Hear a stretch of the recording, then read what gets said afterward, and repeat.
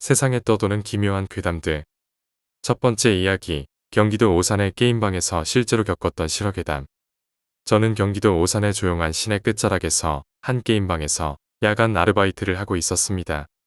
겉보기엔 시내라고 하지만 저희 게임방이 있는 골목은 새벽만 되면 사람의 발길이 끊기는 외진 곳이었습니다.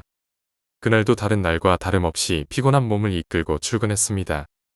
의자에 앉아 컴퓨터를 켜고 습관처럼 스타크래프트를 띄워놓은 채 손님을 기다리고 있었죠. 시간이 꽤 흐른 뒤였습니다. 게임방 문이 열리고 한 남자가 들어왔습니다. 그 사람은 계절보다 과한 복장을 하고 있었어요. 두툼한 겨울 외투를 껴입고 목도리를 겹겹이 두른 채 얼굴까지 마스크로 가리고 있었습니다. 순간 고개가 갸우뚱해졌지만 워낙 별난 사람들이 많기도 하니 추위를 많이 타는 사람이겠거니 하고 자리를 안내해주고 재떨이도 건넸습니다. 그 남자는 카운터에 있는 저를 한번 바라보더니 눈웃음을 지었습니다. 마스크에 가려져 입은 보이지 않았지만 그 웃음은 확실히 느껴졌습니다. 속으로는 뭐야, 날 비웃는 건가? 하는 생각도 들었지만 고객 앞에선 어쩔 수 없었습니다.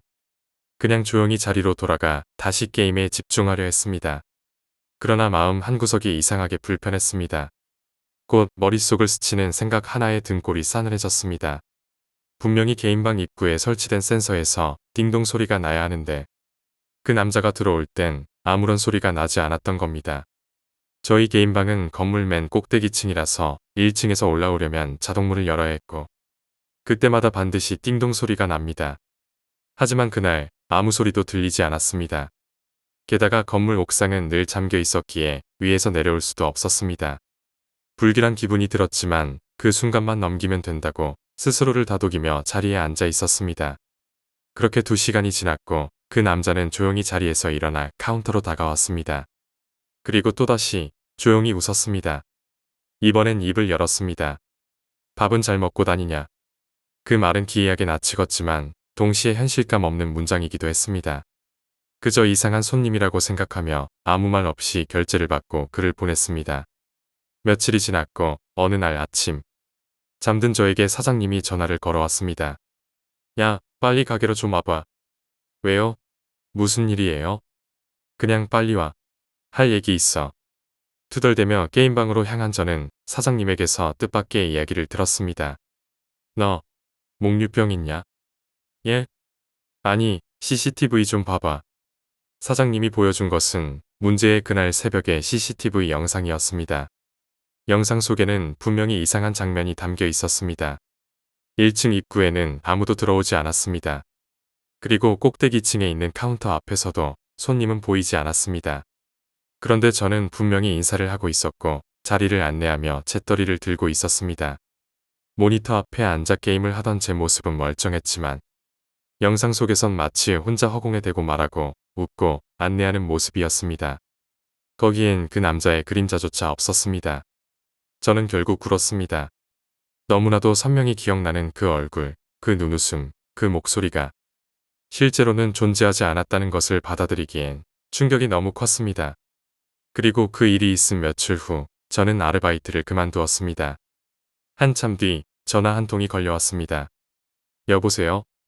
응, X 엄마야. 전화 너머의 목소리는 익숙했지만 오래 들을 수 없었던 목소리였습니다. 아, 아주머니. 무슨 일이세요?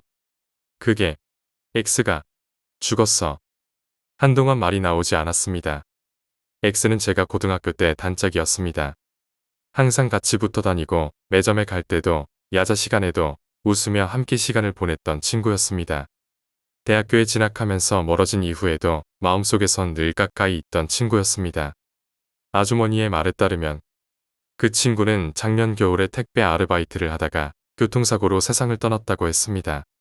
순간 저는 모든 퍼즐이 맞춰지는 기분이었습니다. 게임방에 들어왔던 그 남자. 마스크를 써서 얼굴은 잘 보이지 않았지만 그 특유의 눈웃음. 그리고 밥은 잘 먹고 다니냐는 말. 그건 분명히 XX였습니다. 그렇게 그는 나를 찾아왔고 나는 다시 그를 마주했습니다. 며칠 뒤 저는 친구의 납골당을 찾아갔습니다. 납골함 앞에 앉아 오래도록 말없이 앉아 있었습니다. 그리고 조용히 말을 걸었습니다. 야, 밥은 잘 먹고 다니냐고 물었지. 이제 먹고 다닐게. 고맙다. 그 이후 저는 다시 그 개인방에서 일하고 있습니다.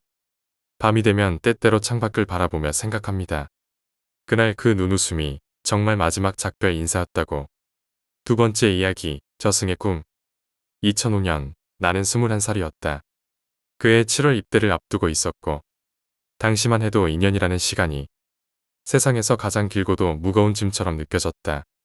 그렇기에 입대 전 마지막 몇 달은 말 그대로 후회 없이 놀자는 마음으로 매일같이 방탕하게 살았다. 정확히 5월이었는지 6월이었는지는 지금도 기억이 가물가물하지만 그날도 무더운 초여름 날씨가 몸을 눅눅하게 적시던 날이었다.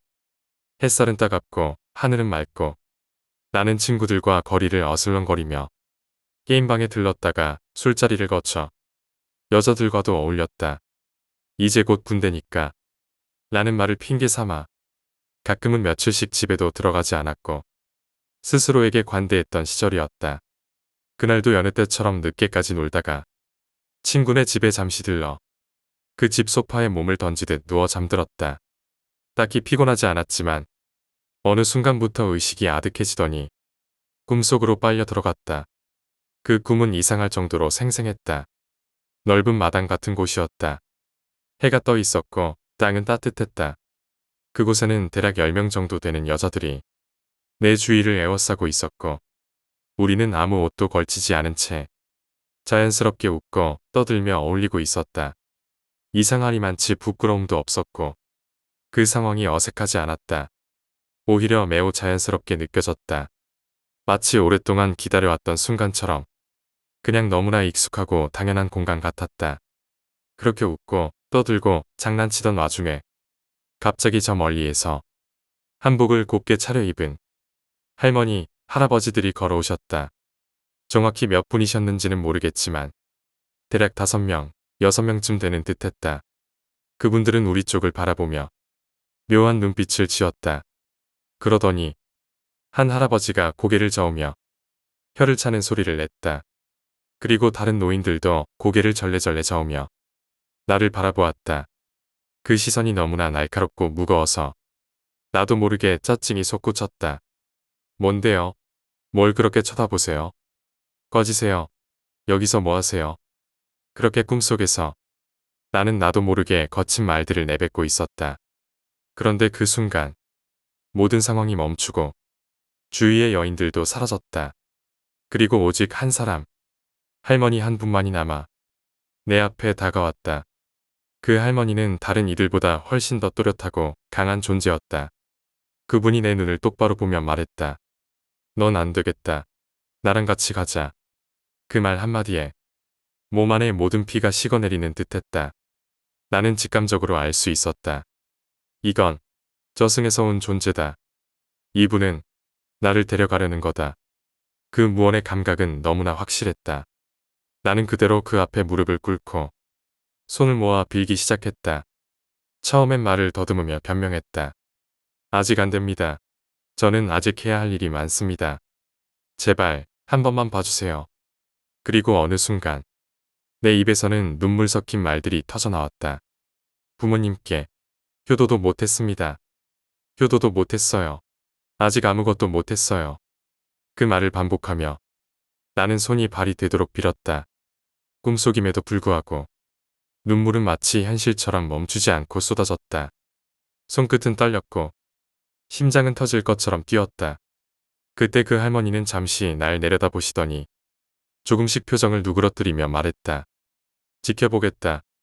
그 말과 함께 주위의 배경이 사라지고 나는 갑자기 깨어났다. 침대가 아니라 소파 위였고 주변은 조용했다. 하지만 나는 숨을 제대로 쉴 수 없었다. 베개는 젖어 있었고 눈가엔 아직도 눈물이 남아 있었다. 가슴 한쪽이 뻥 뚫린 것 같은 느낌이었다. 그 꿈은 단순한 악몽이 아니었다. 지금도 나는 단언할 수 있다. 그건 누군가의 경고였고 나를 데려가려 했던 진짜 무언가였다. 아마 그때 조금만 더 경솔했더라면, 조금만 덜 간절했더라면 나는 지금 이 세상에 없었을지도 모른다. 그날 이후로 나는 모든 게 무서워졌다. 어머니의 웃음, 아버지의 한숨, 모든 것이 귀하고 소중해 보였다. 그 꿈은 나에게 죽음보다 더 무거운 감정을 안겨주었고 살아있다는 것이 어떤 의미인지 처음으로 되새기게 했다. 그때 내가 울며 빌었던 효도. 그 말은 지금도 내 가슴 속에 깊게 새겨져 있다. 세 번째 이야기, 인천공항 지하. 제가 군 생활을 했던 곳은 인천공항경찰대였습니다. 우리나라의 관문, 동북아시아의 허브라고 불리는 인천국제공항. 그곳은 연중무휴 24시간, 단 한순간도 멈추지 않고 운영됩니다. 그만큼 우리 같은 전투경찰들도 하루 24시간 교대로 순찰을 도는 생활이 일상이었습니다. 하지만 한 가지는 잘 알려져 있지 않습니다. 수만 명이 오가는 낮과 달리 인천공항의 심야는 믿을 수 없을 정도로 적막합니다. 터미널 건물 전체, 지상과 지하를 합쳐 5개 층으로 이루어진 공간이 불 꺼진 채로 텅 비어 있을 때 느껴지는 그 정적은 상상을 초월합니다. 제가 지금부터 하려는 이야기는 바로 그 새벽과 한밤중의 공항에서 오직 거기에 있어 본 사람만이 아는 이야기입니다. 인천공항에서는 생각보다 많은 사람들이 세상을 떠납니다. 비행기 사고도 없는데 무슨 소리냐고요? 공항은 외딴 곳에 지어졌습니다.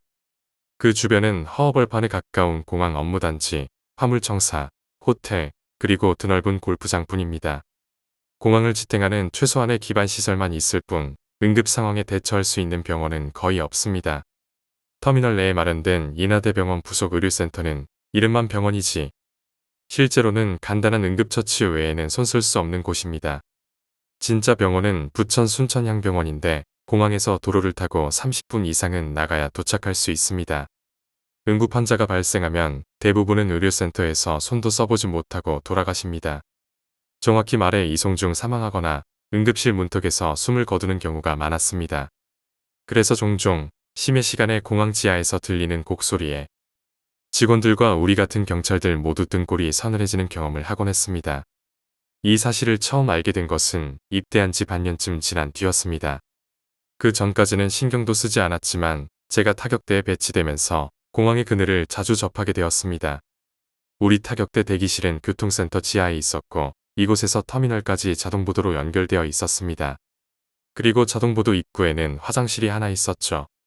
그 바로 옆이 문제가 되는 인하대병원 부속 의료센터였습니다. 보통 새벽에는 교통센터 내 화장실을 이용하지만 청소 시간에는 어쩔 수 없이 터미널 쪽, 즉 그 화장실로 가야 할 때도 있었습니다.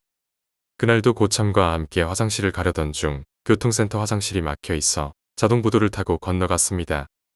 무심코 그쪽 화장실로 가려는 순간 고참이 제 어깨를 꽉 붙잡았습니다. 밤에는 거기 가지마. 목소리가 심각했습니다. 왜요? 하고 물으려 했지만 고참은 이유를 말해주지 않았습니다. 그냥 기분 나쁜 일이 있었어. 귀신 얘기 같은 거 싫어하니까 더 안 하고 싶다. 말은 아꼈지만 분위기만으로도 절로 긴장되었습니다.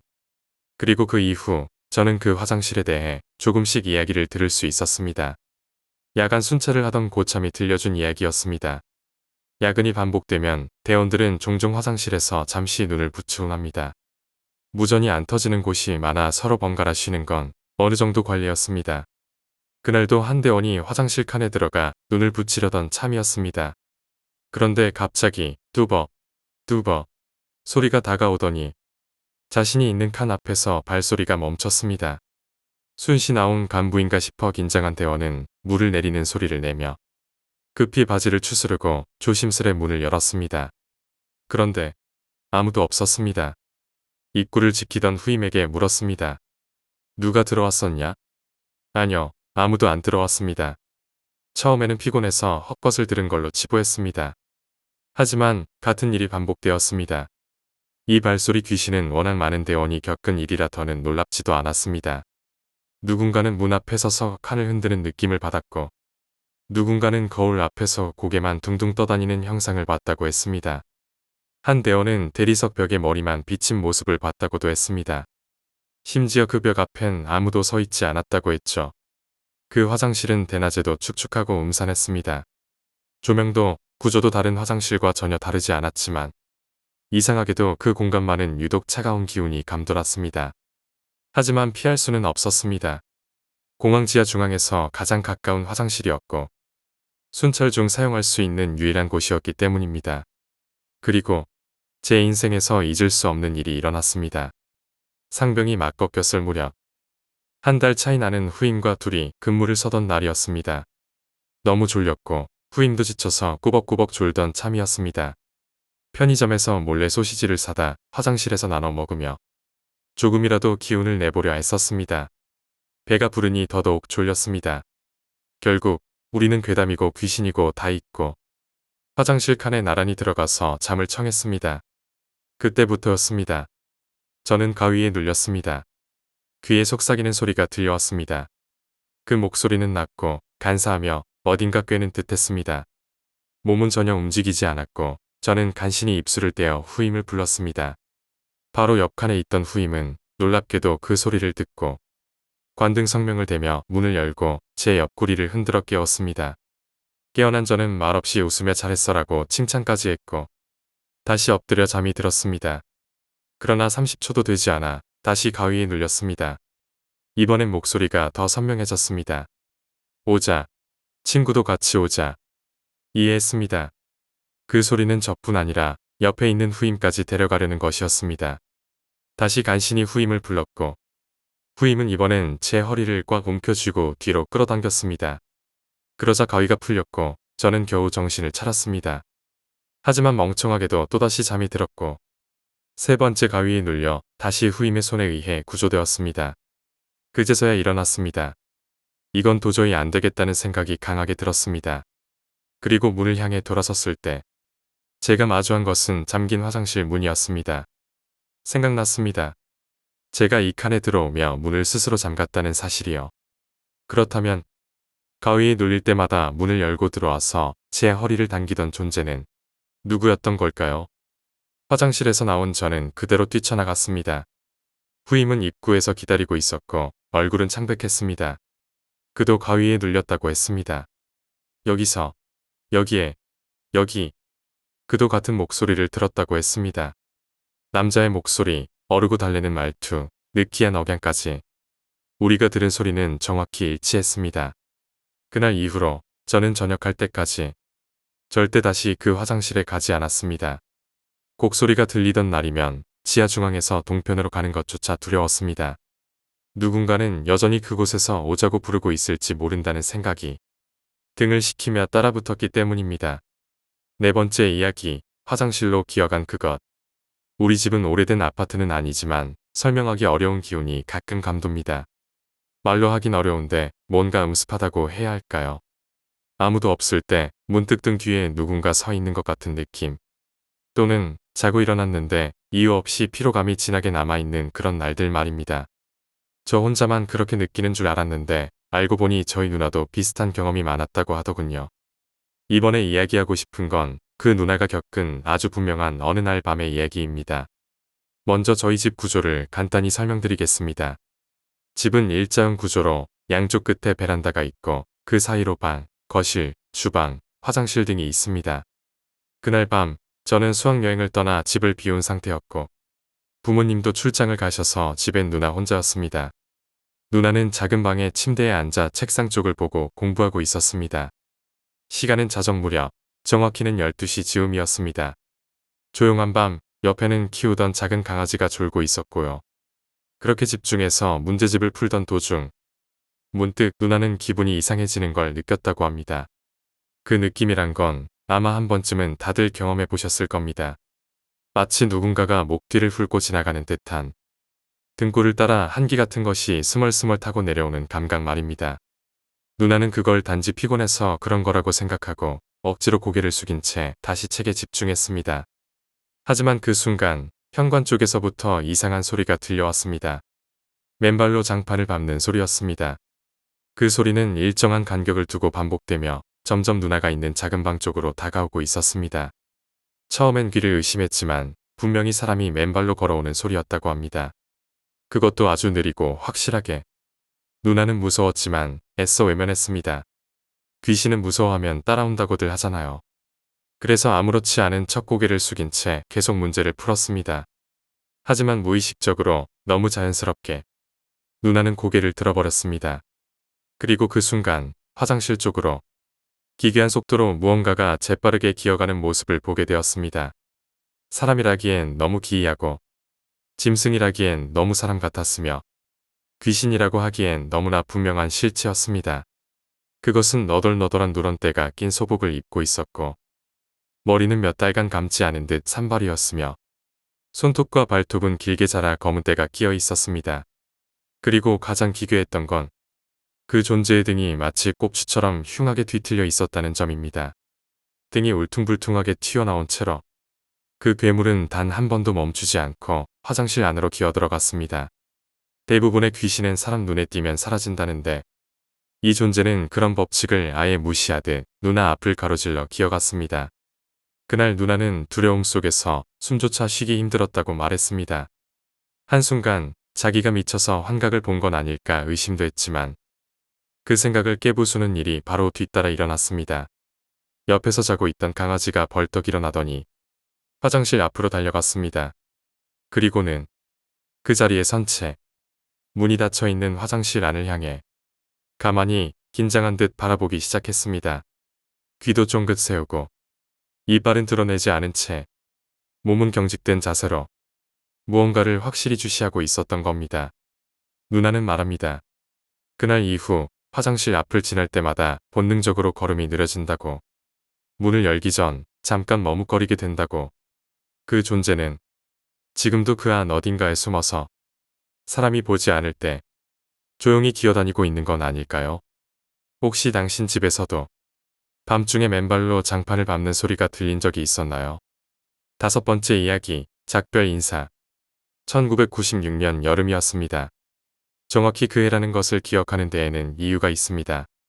그 해 이후 저는 나인식스 청바지라는 브랜드를 다시는 입지 않게 되었으니까요. 제게 가장 소중했던 친구, 이름은 여비였습니다. 저는 수라고 할게요. 여비는 제게 단순한 친구가 아니었습니다. 세상 그 무엇보다 소중한, 둘도 없는 존재였어요. 여비만 있으면 마냥 좋았습니다. 같이 걷고, 같이 웃고, 같이 욕하고 싸워도 곧 아무 일도 없었던 듯 다시 함께하는 그런 사이였습니다. 우린 매일 만났고 함께하지 않는 날이 하루도 없었어요. 그런데 어느 날 갑자기 여비에게서 연락이 끊겼습니다. 처음엔 별 생각 없었습니다. 뭐 바쁘겠지, 지치면 연락 오겠지 그렇게 생각했어요. 그렇게 일주일쯤 지났을 무렵이었습니다. 낯익은 번호로 전화가 걸려왔습니다. 받아보니 여비 누나였습니다. 수가. 익숙한 목소리였지만 평소의 활기와는 달랐습니다. 네, 누나. 흑흑흑. 갑작스레 울음을 터뜨리는 누나의 소리에 저는 얼떨떨했습니다. 누나, 왜요? 무슨 일이에요? 여비가. 그 말을 듣는 순간 머릿속이 하얘졌습니다. 죽었다. 지금 병원에 안치돼 있으니까 와. 처음엔 농담인 줄 알았습니다. 설마 누나가 그런 농담을 하겠나 싶으면서도 믿고 싶지 않았습니다. 누나, 그런 장난치지 마요. 누나는 더 이상 아무 말도 하지 않았습니다. 그 무거운 정적이 오히려 말보다 더 큰 사실의 무게를 전하고 있었습니다. 전화를 끊고 나서 저는 무작정 친구들에게 전화를 돌렸습니다. 그리고 저는 더욱 충격을 받았습니다. 저만 모르고 있었던 겁니다. 다들 알고 있었지만 일부러 저에게는 알리지 않았다는 겁니다. 네가 이 소식 들으면 미쳐버릴까봐. 그 말이 맞을지도 모릅니다. 그만큼 저는 여비와 가까웠고 여비 없는 삶은 상상도 못하고 있었던 사람이었으니까요. 그날 저녁 7시 반, 저는 병원 장례식장에 도착했습니다. 조문객들 사이를 뚫고 들어가 여비의 영정사진을 마주했을 때 처음엔 아무런 감정이 들지 않았습니다. 사진 속 여비는 한없이 웃고 있었습니다. 그 웃는 얼굴을 보자마자 이게 진짜일까? 하는 이질감이 먼저 들었습니다. 눈물 한 방울조차 나지 않았습니다. 몸은 움직이는데 마음은 정지된 느낌이었습니다. 그러다 구석에 앉아 멍하니 여비 가족들의 흐느낌을 듣고 있다가 문득 현실이 다가왔습니다. 진짜 죽은 거야? 그때서야 눈물이 쏟아지기 시작했습니다. 저는 견딜 수 없어 장례식장을 뛰쳐나왔습니다. 근처 편의점으로 달려가 소주를 3병 사서 마셨습니다. 아무도 말리지 않았습니다. 누구도 필요 없었고 누구의 말도 들리지 않았습니다. 혼자였고 소주를 들이켜고 또 들이켰습니다.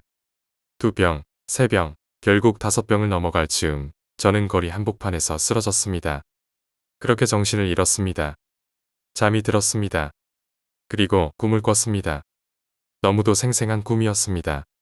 꿈속에서 저는 여비와 함께 동네 큰 길가에 서 있었습니다. 우린 예전처럼 장난을 주고받고 있었습니다. 나 이제 가봐야겠다.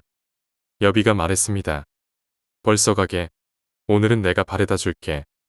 됐어. 이 미친놈아 평소엔 안 따라오더니 왜 이래 크크크. 그러는 사이 버스가 도착했습니다. 버스 번호는 114번. 정확히 기억합니다. 여비는 가볍게 손을 흔들며 버스에 올랐습니다. 저는 이상하게도 그 버스를 따라가야 한다는 강한 충동을 느꼈습니다. 그래서 무작정 따라 올라탔습니다. 그런데 버스 안의 분위기가 이상했습니다. 운전기사는 저를 유심히 바라보고 있었고 다른 승객들도 하나같이 무표정한 얼굴로 저를 바라봤습니다. 표정 없는 눈빛, 텅 빈 얼굴. 그때 직감했습니다. 이 사람들, 죽은 사람들이구나. 공포가 덮쳐왔습니다. 버스 문이 닫히려는 순간 여비가 제게 발길질을 날렸습니다. 저는 버스 계단에서 굴러 떨어졌습니다. 욕이 튀어나왔습니다. 버스는 떠났습니다. 여비는 맨 뒷자리에 앉아 창밖으로 저를 바라보고 있었습니다. 그 표정, 말로 다 할 수 없는 쓸쓸함과 아쉬움이 담겨 있었습니다. 눈물이 터졌습니다. 그때 제 손에 무언가가 쥐어져 있었습니다. 작은 종이 쪼가리였습니다. 종이엔 여비의 글씨로 이렇게 적혀 있었습니다. 잘 살아라, 임마. 어쩌다 내가 먼저 가게 됐네. 정말 미안하다. 그 순간 꿈에서 깼습니다. 공원의 벤치 위였습니다. 눈물이 얼마나 흐른 건지 얼굴에는 허옇게 말라붙은 자국이 남아 있었습니다. 주먹을 꽉 쥐고 울었습니다. 지금도 가끔 그 이야기를 친구들에게 꺼내면 다들 말합니다. 야, 너 그때 따라갔으면 진짜 죽었어. 맞는 말일지도 모릅니다. 여비는 저를 지켜준 겁니다. 그렇게 먼저 떠난 친구는 꿈속에서도 마지막까지 저를 밀어냈고 살아있으라고 말해줬습니다. 저는 지금도 살아있습니다. 그 말 한마디 때문에. 잘 살아라, 임마. 6번째 이야기, 해피콜 사무실에서 걸려온 전화. 서울 중구에 있는 어느 콜센터에서 일어난 이야기입니다. 이야기의 주인공은 저 자신이 아니라 제가 잘 아는 친구의 누나가 겪은 일입니다. 그 누나는 당시 한 콜센터의 해피콜 부서에서 근무하고 있었습니다. 해피콜이라 해도 일반 소비자들을 대상으로 하는 민원 응대는 아니었습니다. 이 회사는 주로 기업을 대상으로 아웃바운드 전화를 거는 곳이었고 계약 유지나 서비스 만족도 조사, 그리고 홍보성 안내 전화를 진행하는 게 주 업무였습니다. 상대방은 기업 담당자였기에 통화는 비교적 점잖고 형식적인 편이었지요. 그날도 누나는 여느 때처럼 업무를 하고 있었습니다. 전화기 앞에 앉아 리스트에 적힌 기업들에 하나씩 전화를 걸며 정해진 멘트를 말하고 반응을 정리하는 그런 반복적인 하루였죠. 그중 하나의 통화 대상은 서울 을지로에 위치한 이름만 들어도 알 법한 중견기업인 쌍방통신이었습니다. 자동 다이얼링 시스템이 전화를 연결했고 익숙한 CM송이 수화기 너머로 흘러나왔습니다. 띠링띠링 우리의 친구, 쌍방통신. 누나는 자연스럽게 인트로 멘트를 준비하며 기다렸습니다. 그런데 아무도 전화를 받지 않았습니다. 이상했습니다. 기업 전화는, 특히 이런 대기업의 고객 응대 회선은 점심시간이나 마감시간이 아닌 이상 거의 반드시 받기 마련이니까요. 혹시 실수로 끊긴 거 산일까 싶어 한 번 더 전화를 걸었습니다. 이번에도 같은 CM송이 흘러나왔고 이번엔 다행히도 누군가가 전화를 받았습니다. 누나는 밝은 목소리로 인사하며 말을 시작했습니다. 안녕하세요, 저희는. 그런데 그 말을 채 끝내기도 전에 상대방이 먼저 끼어들었습니다. 저기요. 여기 전화 받을 수 있는 사람 없어요.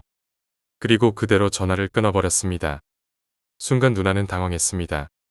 분명 전화를 받았고 본인도 말을 걸었는데 상대방은 의미심장한 말을 남기고선 그대로 끊어버린 것입니다. 전화는 받아놓고 받을 사람이 없다니. 그게 무슨 말이야? 살짝 기분이 찜찜했지만 업무가 밀려 있었기에 크게 개의치 않고 다음 리스트에 있는 기업으로 전화를 이어갔습니다.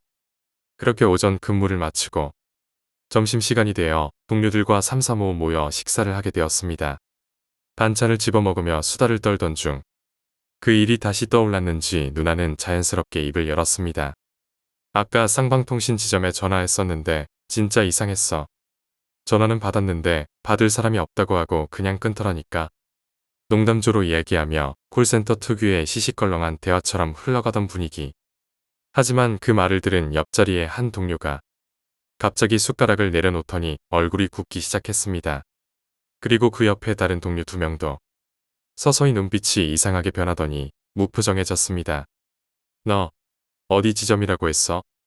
쌍방통신 을지로 지점. 왜? 그러자 그중 한 명이 떨리는 목소리로 말했습니다. 그 회사, 그 지점. 한 달 전에 전수했어. 뉴스에 나왔잖아. 화재로 사무실 전체가 타버렸다고. 사망자는 없었지만 완전히 폐허가 됐다고 했잖아. 누나는 그 말을 듣고 웃으려고 했습니다. 농담인 줄 알았기 때문입니다. 하지만 셋 다 웃지 않았습니다. 심지어 그중 한 명은 당시 해당 건물 주변을 지나던 사람이었고 불타는 건물의 연기와 냄새를 직접 맡았다고 말했습니다. 거기 지금 전화 받을 사람이 없어. 거기 자체가 아예 없어졌다고. 그 순간 누나는 식은땀이 등을 타고 흘러내리는 것을 느꼈습니다. 자신이 오전에 들었던 그 목소리. 확실히 사람의 목소리였습니다. 지친 듯한 혹은 뭔가 체념한 듯한 말투. 여기 전화 받을 수 있는 사람 없어요. 그건 마치 그곳에 혼자 남겨진 누군가가 오랜만에 걸려온 전화에 기대를 걸었다가 허무하게 포기하는 듯한 말투였습니다. 그 후 누나는 쌍방통신 관련 업무는 절대 맡지 않았다고 합니다. 그 전화 이후로 며칠 동안 머리가 아프고 수화기에서 이상한 정전기 소리가 들려 일을 쉬기도 했다고 하더군요. 지금은 그 콜센터도 이전을 했다고 합니다. 누나는 그 이후에도 다른 해피콜 업무를 했지만 을지로 쪽으로 전화를 걸게 되면 자기도 모르게 손이 떨린다고 했습니다. 누나는 아직도 말합니다. 그날 그 사람은 정말 사람이었을까요? 7번째 이야기, 외삼촌이 마주친 것. 외삼촌은 수영에 타고난 재능이 있어 수영선수를 준비하고 계셨다고 합니다. 어릴 적부터 물을 좋아하셨고 또래 아이들 사이에서도 수영 실력은 단연 돋보였다고 하더군요. 수영장에서는 마치 물고기처럼 자유롭게 움직이며 장래가 촉망되는 선수로 인정받고 있었다고 합니다. 그러던 어느 날 외삼촌은 다니던 교회에서 여름 캠프를 떠나게 되었습니다. 그 캠프의 장소는 강원도 어딘가에 위치한 깊은 산속을 가로지르는 깨끗한 강가였습니다. 그 시절의 캠프라는 게 대부분 그랬듯 천막을 치고 밥을 해먹고 물놀이를 하는 방식의 자연 속 야영이었죠. 외삼촌은 또래 친구들과 함께 얕은 강가 근처에서 한창 물장구를 치며 놀고 있었다고 합니다. 그때였습니다. 멀리 강 저편에서 누군가 손을 흔드는 듯한 모습이 보였습니다. 외삼촌은 잠시 눈을 가늘게 뜨고 그쪽을 바라보다가 친구들에게 말했습니다. 야, 저기 뭔가 사람 같은데. 내가 가볼게. 너희들 여기서 좀만 놀고 있어. 그렇게 말한 외삼촌은 아무 망설임도 없이 물살이 점점 거세지는 깊은 곳을 향해 수영을 시작하셨다고 합니다. 처음에는 별일 아니라고 생각하셨다고 해요. 하지만 점점 가까워질수록 강이 물살은 거칠어졌고 수심도 깊어지며 발이 닿지 않는 구간에 이르렀습니다. 그리고 마침내 외삼촌은 강의 중심 부근에 도달했을 때 그 손짓이 사라졌다는 것을 깨달았습니다. 주변을 둘러보았지만 사람의 흔적은 전혀 보이지 않았습니다. 그 대신 눈에 띈 것은 강 바닥 한쪽에서 검은 풀처럼 보이는 무언가가 찰랑찰랑 흔들리고 있다는 것이었습니다. 주변엔 그런 수초가 자랄 만한 곳이 전혀 없었기에 외삼촌은 더욱 이상하게 여겼다고 합니다. 저게 뭘까? 하는 생각에 외삼촌은 심호흡을 하고 물속으로 잠수하셨다고 합니다. 깊이는 대략 3m가량, 시야는 탁했지만 그 흐느적거리는 물체를 향해 손을 뻗었습니다. 그리고 그 순간 차가운 감촉이 손끝에 느껴졌습니다. 그것은 풀이 아니었습니다. 외삼촌은 그 정체를 확인하고 그대로 몸이 굳어버렸다고 합니다. 그것은 바로 사람의 머리카락이었습니다. 그 머리카락을 따라 시야를 이동한 외삼촌은 곧 얼굴을 마주하게 되었습니다. 하얗게 질린 얼굴, 뜬 눈, 그리고 입꼬리가 희미하게 올라간 그 표정. 그 얼굴은 외삼촌을 바로 응시하고 있었습니다. 그 눈빛과 웃음은 살아있는 사람의 것이 아니었습니다. 물속에서 생긴 오한이 아니라 뼛속까지 서늘해지는 그 시선에 외삼촌은 기겁하며 물 밖으로 튀어나오셨다고 합니다. 숨이 턱에 차오르고 눈에는 눈물이 맺혔지만 정신은 흐릿한 채 소리를 질렀다고 합니다. 사람이야. 사람 있어. 물속에 뭐가 있어. 당시 캠프에 참가한 사람들은 모두 놀라 외삼촌 쪽으로 몰려왔고 곧바로 인근 경찰서에 신고하게 되었습니다. 수색대와 구조대가 투입되어 수색 작업이 이뤄졌지만 이상한이 많지 아무런 시신도 발견되지 않았다고 합니다. 심지어 강원도 경찰 측에서도 그 강 근처에서는 실종 신고된 인물조차 없었다는 것이었습니다. 기록상 존재하지 않는 사람, 형체도 없이 사라진 시신. 그 일이 있고 난 후 외삼촌은 더는 수영장을 찾지 않으셨다고 합니다. 물속에서 살아 숨쉬듯 떠오르는 그 얼굴이 자꾸 떠올랐다고 합니다. 이젠 수영복을 입는 일조차도 꺼리게 되었고 집에서도 혼자 샤워를 할 수 없을 정도로 물에 대한 트라우마가 생기셨다고 합니다. 물론 시간이 흐르면서 외삼촌도 점차 안정을 되찾으셨고 지금은 중년의 건강한 남성으로 잘 살아가고 계십니다. 하지만 그날 그 강 한가운데에서 자신을 향해 손짓하던 모습은 아직도 또렷이 기억에 남아있다고 하십니다. 그 손짓은 단순한 구조 요청이 아니었다고 합니다. 외삼촌은 지금도 확신합니다. 그것은 자신을 부르고 있었던 것이라고. 물속 어딘가에서 누군가가, 아니 무언가가 그 이야기를 듣고 나니 저 역시 괜히 물이 무섭게 느껴졌습니다. 여러분도 꼭 기억하세요. 깊은 물에는 혼자 들어가지 마십시오. 그곳엔 누군가가, 아니 무언가가 기다리고 있을지도 모릅니다. 8번째 이야기, 그날의 폐가. 한 방송국 프로그램 제작진에게 어느 날 제보 하나가 들어왔습니다. 평범한 이메일이었고 처음에는 장난일 수도 있다고 생각했답니다. 하지만 제목부터가 수상했습니다. 말하는 폐가, 직접 확인해보세요. 메일 본문에는 짧고 간결한 문장이 적혀 있었습니다. 저희 동네에 폐가가 하나 있습니다. 그 집은 말을 시키면 대답을 합니다. 진짜입니다. 직접 와서 확인해보세요. 주소는 아래에 적겠습니다. 말을 하는 집이라니 제작진은 처음에는 어이없다는 반응을 보였습니다. 하지만 이 프로그램은 원래 특이한 사연을 다루는 기획물이었고 실제로 거짓말처럼 보였던 제보 중 진짜였던 경우도 많았기에 제작진은 회의 끝에 일단 취재를 나가보기로 결정했습니다. 주소지는 경기도 남부의 한 외곽 마을이었습니다. 서울에서도 차로 2시간은 좋게 걸리는 거리였습니다. 거기엔 오래전에 지어진 주인이 떠난 듯한 단층 주택이 하나 있었습니다. 담벼락은 무너져 있었고 창문엔 거미줄이 드리워져 있었습니다. 햇볕이 잘 들지 않는 골목 한가운데 위치한 그 집은 멀리서 봐도 어딘가 음산한 분위기를 풍겼습니다. 제작진은 카메라를 세팅하고 마이크를 켜놓은 채 조심스럽게 대문 앞에서 소리를 질렀습니다. 계세요?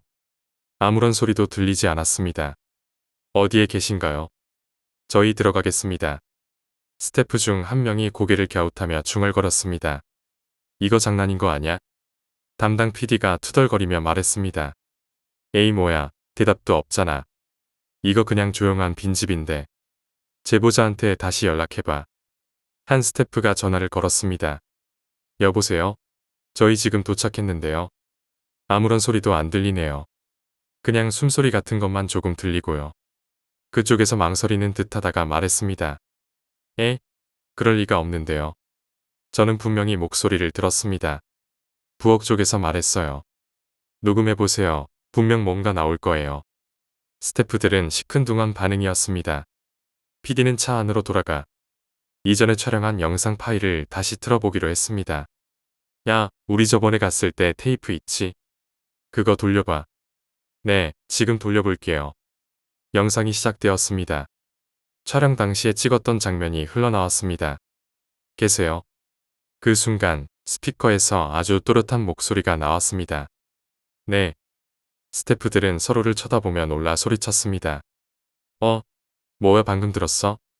다시 돌려봐봐. 영상을 되감아 재생하자 이번엔 다른 장면이 나왔습니다. 어디 계세요?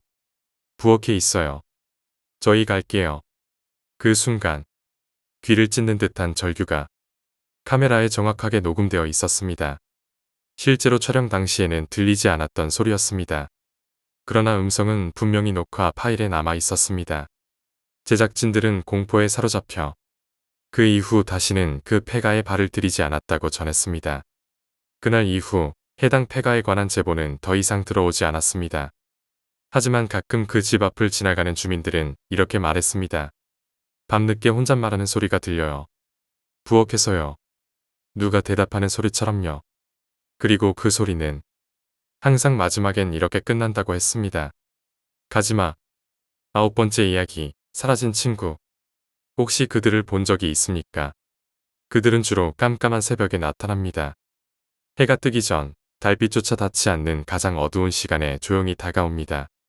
그리고는 해가 떠오르기 시작하면 마치 아무 일도 없었던 듯 조용히 사라집니다. 어느 날 저는 부모님과 심하게 다투었습니다.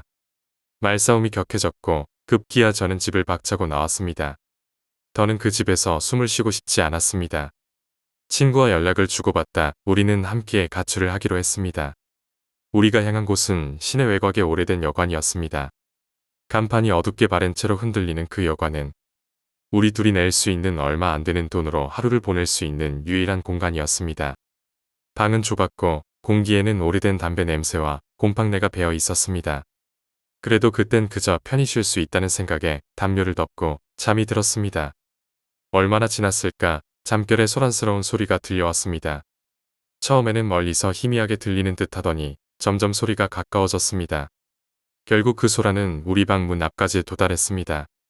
웅성웅성거리는 말소리, 쿵쿵거리는 발소리, 그리고 웃음인지 비명인지 구분되지 않는 기괴한 소리들. 처음엔 짜증이 났습니다. 대체 이 새벽에 저렇게 떠들 정신머리는 뭐지라는 생각이 들었고 이런 여관에 오는 인간들 수준이 뻔하지라고 마음속으로 욕을 내뱉었습니다. 그런데 이상했습니다. 그 소리들이 사람의 목소리라고 하기엔 너무 기묘했습니다. 말은 분명히 하고 있었지만 그 말들이 어떤 의미인지 전혀 들리지 않았고 웃음소리도 일정한 간격으로 반복되다가 갑자기 정적이 감돌고 다시 우렁차게 터지기를 반복했습니다. 그들은 마치 방 앞에서 축제를 벌이고 있는 듯했습니다. 기묘한 박자에 맞춰 발을 굴렀고 누군가는 낯선 언어의 노래를 부르기도 했습니다. 술에 취한 사람들처럼 비틀거리며 방 안을 향해 소리를 질러댔습니다. 그날은 그래도 어떻게든 버텼습니다. 하지만 다음날 새벽 그들은 다시 왔습니다. 이번에는 전날보다 더 많은 인원이 몰려온 듯 소란이 훨씬 심했습니다. 방 안이 진동할 정도로 쿵쿵거리는 소리가 울렸고 방문 틈 사이로는 마치 수십 명이 떠드는 것 같은 음성이 들려왔습니다. 그들은 분명히 어떤 목적을 가지고 우리 방 앞에 모인 듯 보였습니다. 그 무언의 기운은 압도적이었습니다. 그 순간 제 친구는 참지 못하고 벌떡 일어나더니 문 쪽으로 다가갔습니다. 저는 말렸습니다. 하지만 친구는 인상을 찌푸린 채 도대체 어떤 미친 것들이야라며 방문 손잡이를 잡았습니다. 문이 열리던 그 찰나 저는 문틈 사이로 그들을 봤습니다. 그들은 사람이 아니었습니다. 흔히들 귀신이라고 부르는 존재들도 아니었습니다. 차라리 그런 것들이었으면 나았을지도 모르겠습니다. 그들은 까맸습니다. 그저 까만 형체들, 마치 빛을 빨아들이는 블랙홀처럼 구멍 같았습니다. 그러나 구멍은 아니었습니다. 그 안에서 무언가 꿈틀거리고 있었습니다. 그 형체들이 문이 열리자마자 친구를 낚아채듯 끌고 갔습니다. 그저 잠깐이었습니다. 친구는 저항할 틈도 없이 그들 사이로 빨려 들어가듯 사라졌습니다. 저는 겁에 질려 그대로 뒷걸음질 쳤습니다. 문을 닫고 숨을 죽인 채 방문 옆에 주저앉아 떨었습니다. 그들은 여전히 문 앞에서 광란의 파티를 벌이고 있었습니다. 방 안에는 이상하게도 불빛이 닿지 않았고 문구멍 사이로 보이는 그들의 형체는 끊임없이 움직이며 우리 방 안을 들여다보려 했습니다. 가끔씩 누군가 눈을 맞춘 듯한 착각이 들 정도로 정면을 응시하는 기척이 느껴졌습니다. 저는 미친 듯이 시간을 세었습니다. 단 몇 시간이었지만 그 시간은 제 인생 전체보다 길게 느껴졌습니다. 새벽은 지났고 서서히 해가 떠올랐습니다. 주변이 밝아지기 시작하면서 그들은 조용히 사라졌습니다. 마치 아무 일도 없었다는 듯 단 한 사람도 남지 않고 흔적조차 없이 저는 이불을 쥔 채 그대로 굳어 있었습니다. 잠시 후 들려온 목소리. 쳇. 한 명은 남았네. 끝까지 안 나오네. 그 한마디가 문틈 너머로 남겨졌습니다. 그들은 가버렸고 친구는 사라졌습니다. 저는 여관을 뛰쳐나와 집으로 향했습니다. 어떤 설명도 하지 않았고 누구도 그 이야기를 믿지 않았습니다. 더 기이한 것은 친구에 대해 아는 사람이 아무도 없었다는 점입니다. 분명 제 친구였고 같이 학교를 다녔으며 가족도 있었는데 그 누구도 그 친구를 기억하지 못했습니다. 마치 애초에 이 세상에 없던 존재처럼 모든 기억에서 지워진 듯했습니다. 이제 저는 말합니다. 혹시라도 새벽녘에 해가 뜨기 전 문 앞에서 떠들어대는 이들을 듣게 된다면 절대 문을 열지 마십시오. 절대 그들에게 충고하거나 관심을 가지려 하지 마십시오. 문을 여는 순간 당신도 이 세상에서 사라지게 될 테니까요. 그리고 누군가의 기억 속에서조차 지워진 존재가 될지도 모릅니다. 10번째 이야기, 도깨비불이 떠도는 시골 언덕. 참고로 저희 동네는 한적한 시골 마을이었습니다. 지금은 도시로 나와 살고 있지만 그 시절의 기억은 아직도 선명하게 떠오릅니다. 그 마을에는 조금 특이한 언덕길이 하나 있었습니다. 시골 길치고는 제법 차가 자주 지나다니는 편이었고 마을 사람들은 그 길을 도시와 연결되는 유일한 통로처럼 여겼습니다. 그래서인지 도로 포장 공사가 시작된다는 이야기에 다들 기대와 호기심을 감추지 못했죠. 당시엔 새마을 운동이 한창이던 1970년대 후반쯤이었습니다. 시골에도 아스팔트 도로가 깔린다는 것은 일종의 문명의 입김 같았으니까요. 하지만 그 공사는 생각보다 순탄치 않았습니다. 정확한 기록은 없지만 여러 명이 사고로 목숨을 잃었다고 전해집니다. 사람들은 그 공사 현장이 흉흉하다며 수군거렸고 낮에도 땅을 다지는 기계 소리 너머로 이상한 울음소리가 들린다고 말하는 사람도 있었습니다. 특히 밤이 되면 언덕 아래쪽 호수에서부터 희미한 파란 불빛이 떠올라 도로 위를 떠다닌다는 목격담이 많았습니다. 그중 한 명이 저희 외삼촌이었습니다.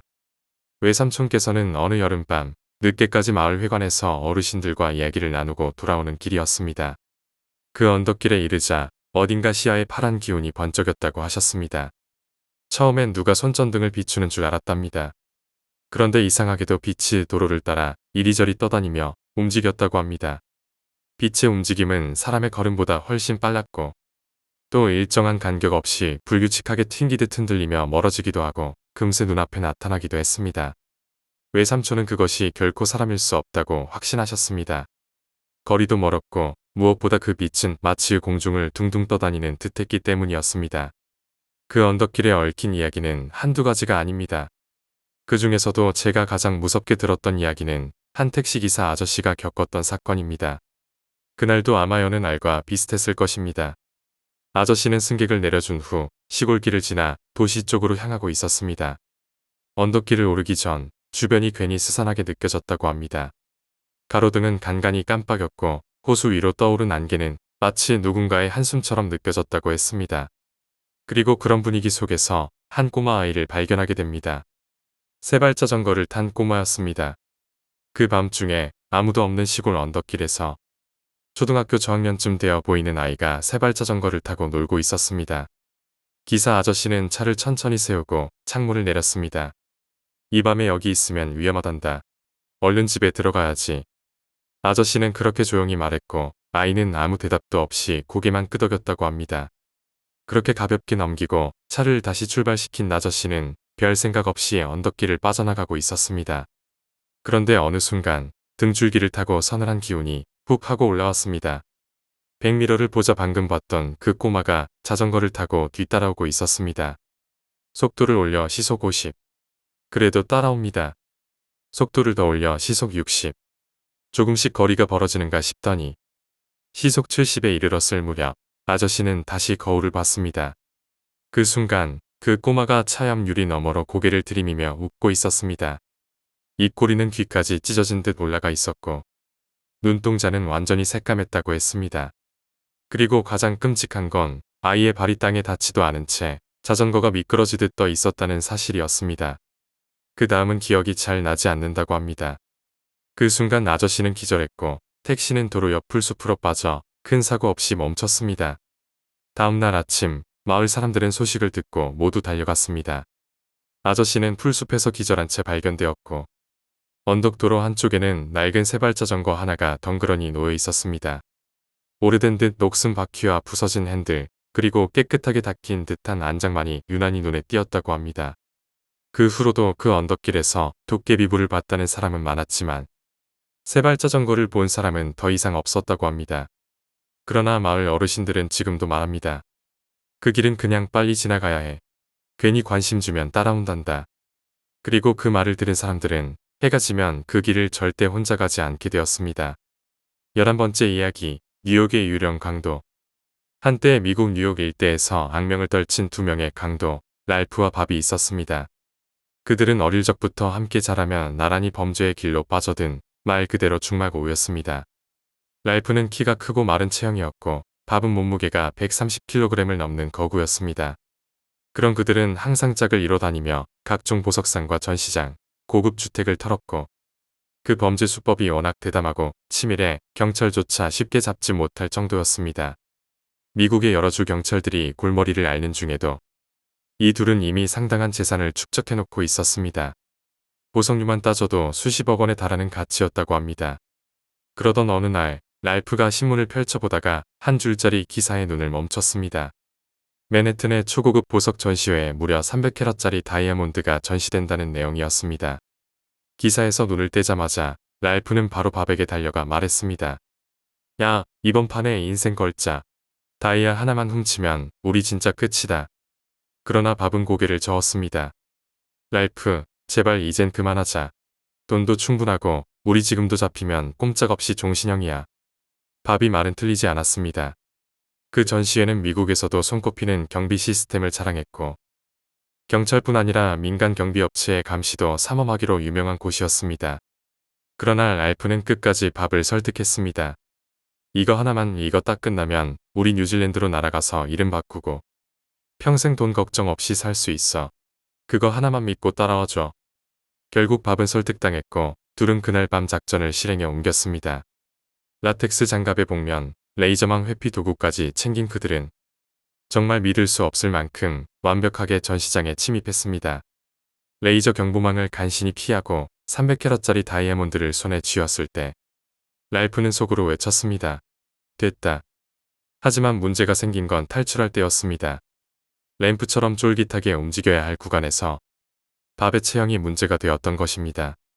너무 뚱뚱한 탓에 레이저망 사이를 제대로 통과하지 못했고 결국 경고음이 울리기 직전 랄프는 무언가를 결심했습니다.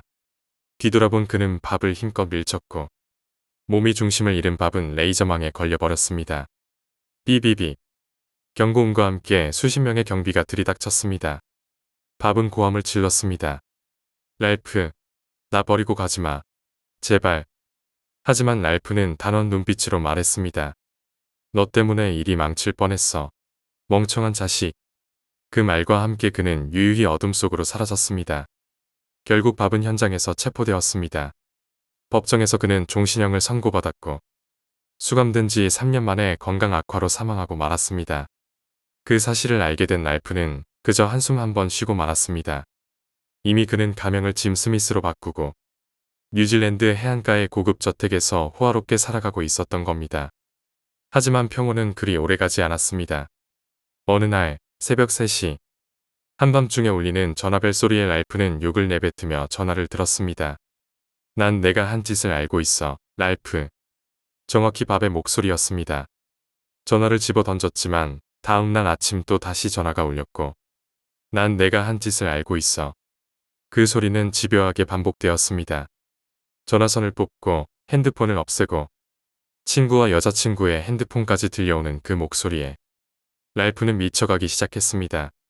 심지어는 TV 뉴스 중간에 라디오 음악 도중에도 그 음성이 들렸습니다. 난 내가 한 짓을 알고 있어, 랄프. 망치로 전화기를 부숴도 전화선이 끊긴 전화기에서조차 메시지가 들려왔습니다.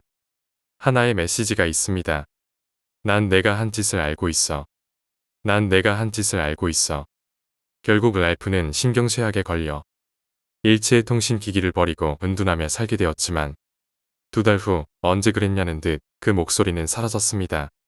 다시 전화기를 들여놓고 여느 때처럼 친구들과 웃고 지내던 어느 날 밤 그가 깨어난 시간은 새벽 3시였습니다. 그리고 다시 들려온 목소리. 난 내가 한 짓을 알고 있어. 랄프는 분노했습니다. 이 개자식아, 되져놓고도 이래야겠냐. 꺼져버려. 잠시 정적이 흐른 뒤 목소리가 이렇게 말했습니다. 어쩌면 내 말이 맞을지도 모르지. 하지만 적어도 한 번은 찾아와야 했던 거 아니야, 친구. 공포에 질린 랄프는 다음 날 밥의 묘를 찾기 위해 수소문했지만 그에 대한 정보는 어디에도 없었습니다. 며칠 후 한밤중 랄프는 드라이브 중 라디오가 치지직거리며 멈추는 걸 경험했고 그 안에서 다시 밥의 목소리가 들렸습니다. 난 내가 한 짓을 알고 있어. 그리고 동시에 차는 통제력을 잃고 도로 옆의 나무에 충돌하고 말았습니다. 정신을 잃은 채 쓰러진 곳은 믿을 수 없게도 공동묘지였습니다. 그 안 깊숙한 곳에서 전봇대에 쓰러져 있는 구식 전화기와 밥의 이름이 새겨진 묘비를 마주한 랄프는 비명을 지르며 쓰러졌습니다. 잠시 후 경찰이 도착했을 때 그곳엔 혼자 기절해 있는 랄프뿐이었습니다.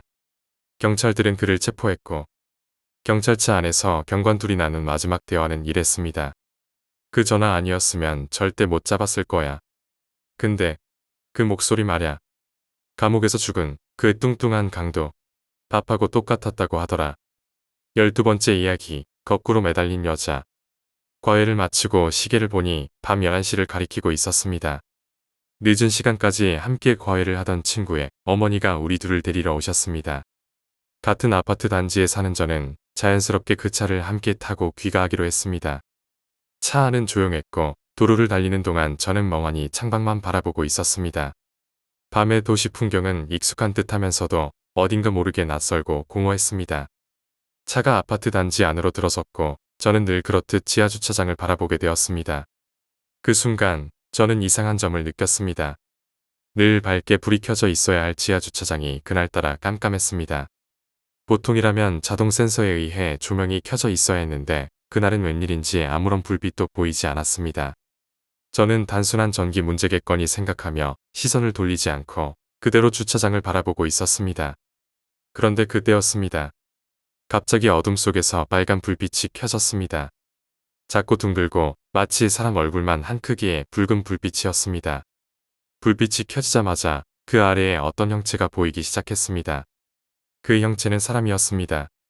정확히 말하자면 거꾸로 매달린 여자였습니다.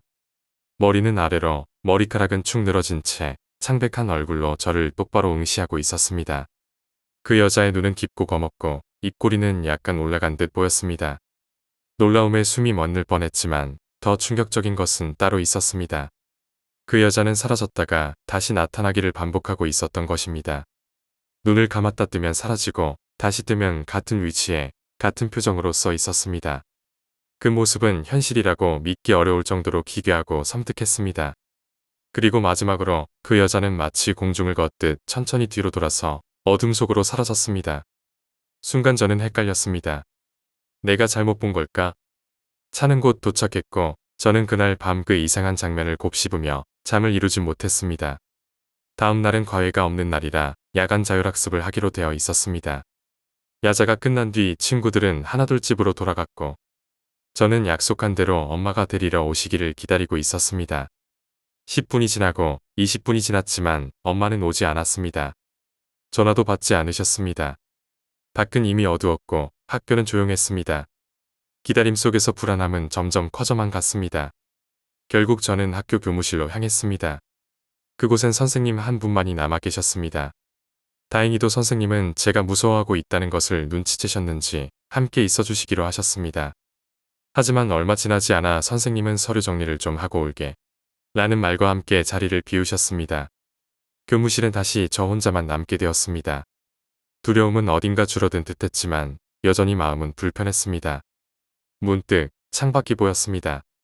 우리 학교는 교무실에서 다른 건물의 복도까지도 보이는 구조였습니다. 그리고 저는 그곳에서 어제 주차장에서 봤던 그 여자를 다시 보게 되었습니다. 거꾸로 선 채 천천히 움직이고 있었습니다. 분명히 땅에 붙어 있을 수 없는 자세로 공중에 거꾸로 떠 있었습니다. 그 여자는 복도를 천천히 떠다니고 있었습니다. 그 모습을 보는 순간 온몸에 소름이 돋았고 심장은 미친 듯이 뛰기 시작했습니다. 그날 밤 저는 집에 돌아가서도 도무지 잠을 잘 수가 없었습니다. 침대에 누워 눈을 감았지만 금세 가위에 눌렸고 그 여자가 나타났습니다. 거꾸로 매달린 채 천천히 떠다니며 저를 뚫어져라 바라보았습니다. 눈과 입가엔 진한 피가 흥건히 묻어 있었고 그 피가 공중에 둥둥 흩날리며 따라다녔습니다. 입은 아무 말도 하지 않았고 소리조차 들리지 않았습니다. 하지만 그 눈빛, 피 묻은 입술, 그리고 느릿한 움직임은 제 뇌리에 깊이 박혔습니다. 그날 밤은 제 인생에서 가장 긴 밤이었습니다. 그 이후로도 가끔씩 그 여자의 모습이 떠오를 때면 주차장이나 교무실 같은 닫힌 공간이 두렵게 느껴졌습니다. 그녀는 누구였을까요? 왜 나에게 나타났던 걸까요? 아직도 그 질문에 대한 답을 찾지 못한 채 저는 오늘도 지하 주차장을 바라보는 것이 두렵습니다.